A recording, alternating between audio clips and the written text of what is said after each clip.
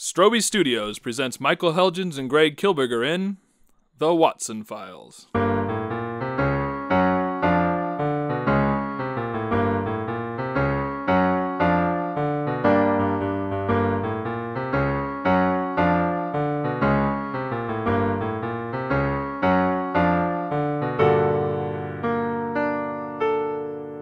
Coming to you from the illustrious Strobe Studios in the heart of America, this is Scott Strosahl.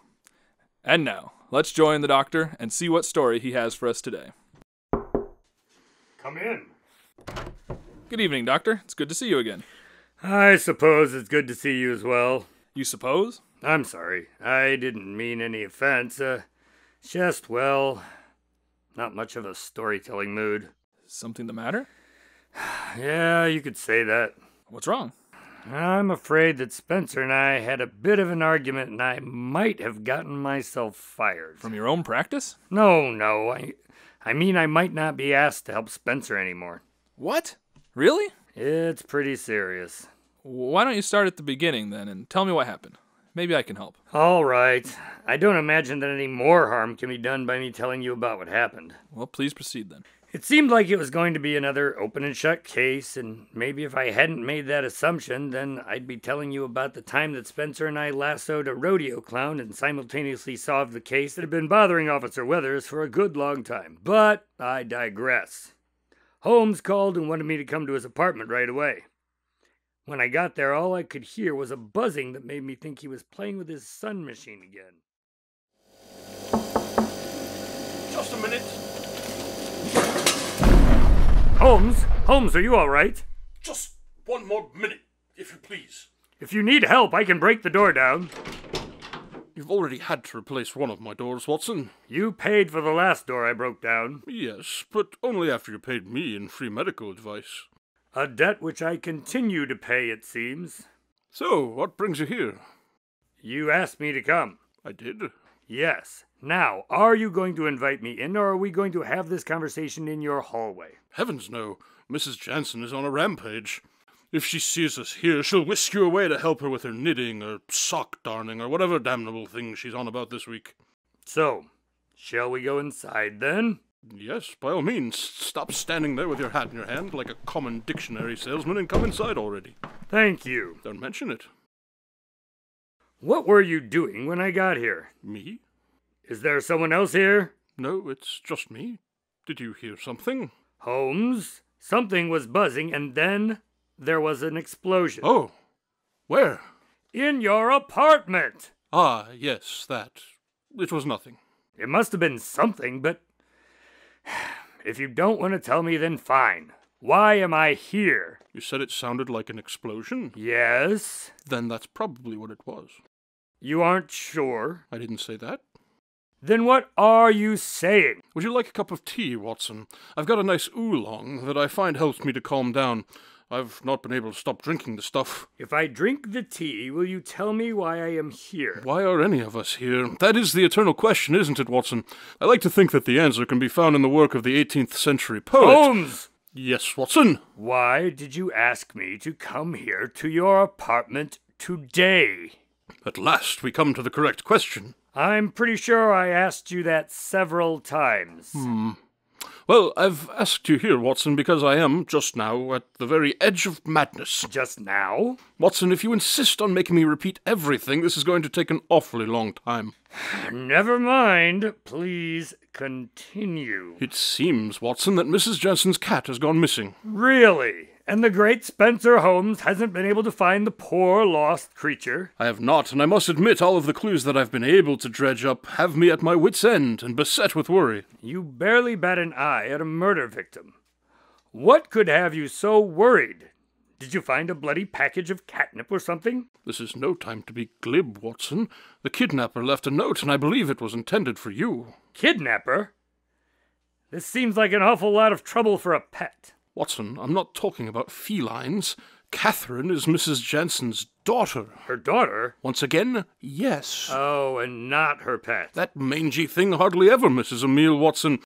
If it had gone missing, I would set out a plate of Mrs. Jansen's liverwurst pâté and wait for the beast to return or prove itself dead.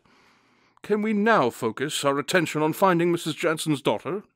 Yes, of course we can. Show me the note, please. Here you are. It looks like a page from Gray's Anatomy. Yes, I can see that, but I can't suss out any meaning from it. Try as I might, I cannot seem to discern any information from the inscription around the drawing. Well, this is a drawing of the human neck. The labels are missing, though. All it says is, "Don't choke." There's a bit more text right under the chin, but you'll have to use my magnifying glass. Here. Thank you. It says, Aisle 10. The words themselves are quite easy to understand, but I do not know if they're meant to lead us somewhere, or... What's this? What? There's another phrase here. Really? I think so. Yes! It's amid the lines of the neck muscle here. Looks like it says, pickled beets. Another seemingly unconnected word, except to say that one might find beets in an aisle at a grocery. Yes, but what does that have to do with choking?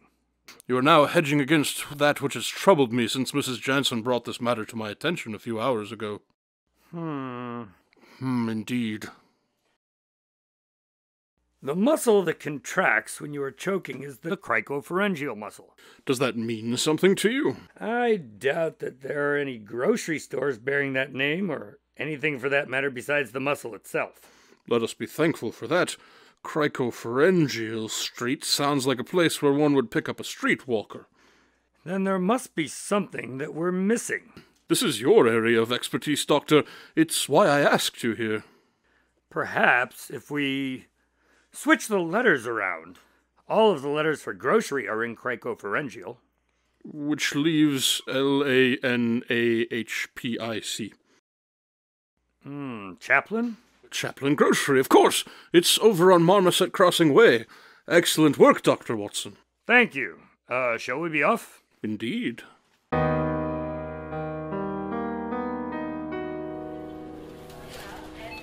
Here's aisle 10, and, these are the pickled beets. Check the cans. Holmes, this one is open. Pour out the contents on the floor. All right. Watson, look. Let's see. Hurry now, before you are too late. If you tarry, you will seal the girl's fate. Come at once to the way of the architect of Strauss.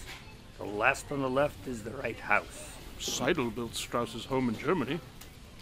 Why do you know that? Why don't you know that is perhaps the better question. Is there a Seidel way in the city? Yes, and I know where it is. Come, Watson, we must be quick if we're to save the girl.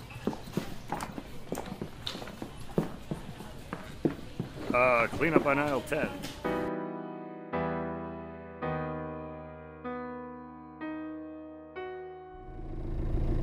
There's the last house on the left. It is quite secluded.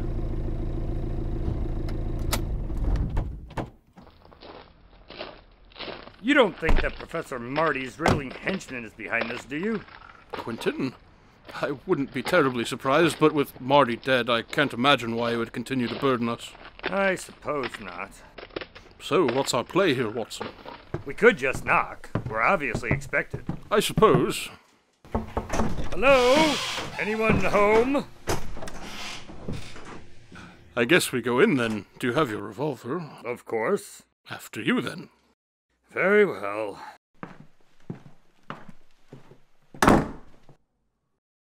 I suppose that was a bit predictable. Yes. Well, we're not really interested in leaving at the moment anyway. Perhaps not. Hello? Good evening, Dr. Watson, Mr. Holmes. Who is that? Mr. Holmes, I am saddened that you do not remember me. Perhaps if we could see you. Very well. Ah. Who are you? That, Dr. Watson, is Alexander Frankenstein. Who? You recall the scientist who kept his daughter frozen and intended to switch the girl's brains to bring back the one he cared for. Ah, yes. I do now, but, Alexandra is Victor's sister. You have an excellent memory, Mr. Holmes. You argued to maintain the girl's frozen state, but the judge denied your request. So you're trying to get revenge by kidnapping Holmes's landlady's daughter? I do not wish to harm the girl. But you will decide her fate, Dr. Watson. Why does everyone think that they have to plan some elaborate ruse or commit horrible crimes to get me to go places? You could have just called.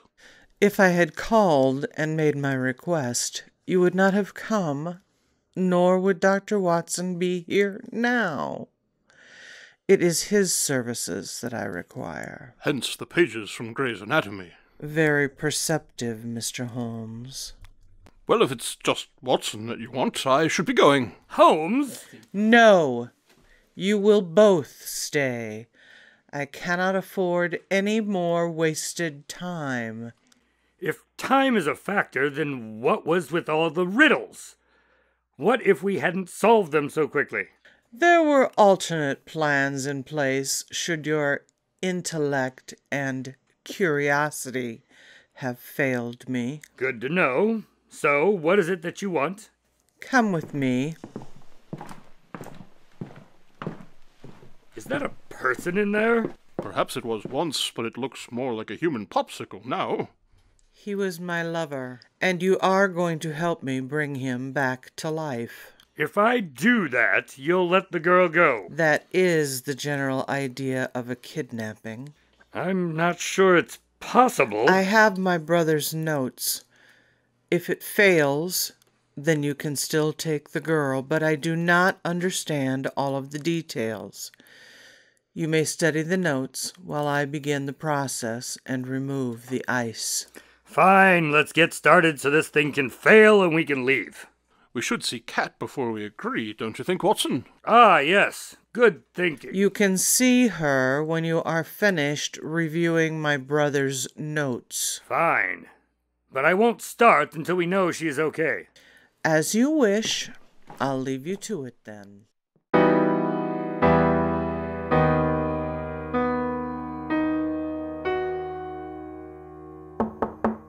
Come in. Are you ready? I think so.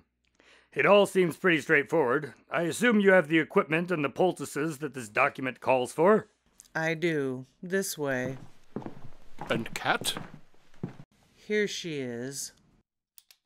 Now get to work. All right, He looks a bit familiar. But it's Joseph Mengele! The Nazi? It doesn't matter who he is. Get to work or the girl dies. How is this even possible? I told you it doesn't matter. Now quickly, there is no time to waste. Just get on with it, Watson. We don't have another choice. Holmes, I can't. It's not right. You said yourself that it will fail anyway, Watson. Give me the scalpel. Here. Don't worry, Watson. Everything will be fine. Yes, it will.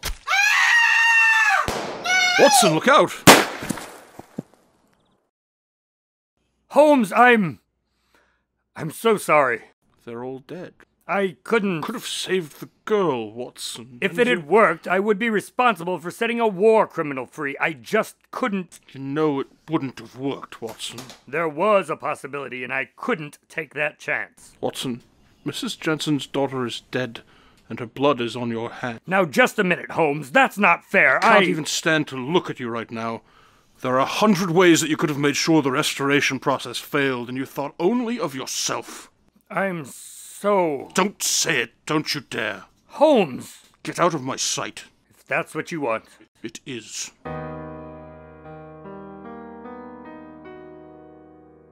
And you haven't spoken to him since? No, not one word. Well, I'm sure he'll come around. I'm not so certain. I guess we'll have to wait and see. Does this mean that you're out of stories to tell? No, there are a few more that I've saved up. Well, that's good at least. Maybe it'll help you take your mind off of things. Perhaps. But I wish there was something I could do about what happened. Maybe I should have just gone along with it. Right, so, what story are you going to tell us next week? Well, I guess I could tell you about the rodeo clown. It's a much happier tale. Well, I look forward to it. Well, off you go then. I think I'll head to bed early. I find that I am suddenly very tired. All right, well, if you need anything, let me know. Otherwise, I'll see you next week.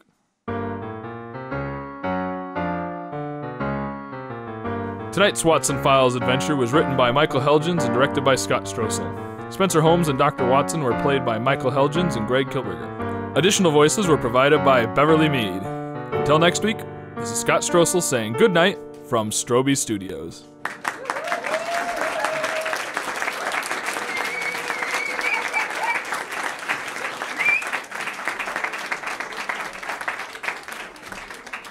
No, I mean not be asked to help Spencer anymore. I might not. Yeah, I might. Oh, fine, whatever. I mean, Those not. words didn't mean I'm anything so upset to me. I can't talk. No. I mean, I was buzzing, and then there was an explosion. Oh, where? How do I know? I haven't turned the page yet. If it had gone missing, I would have set out a plate of Mrs. Johnson's liverwurst pâté. Mrs. Johnson? Jensen. Jansen. My fault. Yes, it is. No. The muscle that contracts when you are choking is the cricopharyngeal muscle. Yeah. Hold on. Cricopharyngeal? Hey, Casey. Can you help us with the pronunciation quick? Pharyngeal. Cricopharyngeal. Pharyngeal. That sounds even better. Okay. I like that. Thanks. The muscle that contracts when you are choking is the cricopharyngeal muscle. Cricopharyngeal. Cricopharyngeal muscle. Isn't that what I said? Cricopharyngeal muscle. The cricopharyngeal muscle. No. I said it 3 times. Use one of them. Perhaps if we switch the letters around, all of the letters for grocery are in... I gotta say it again. Cryopharyngeal? Cricopharyngeal. All of the letters for grocery are in cricopharyngeal. Hello? Anyone home? Holmes? Oh, that's hilarious. But it's Joseph Mengele. Mengele. Oh yeah, you want the E on the end. Yeah, you know the Joseph- correct way? Shut it.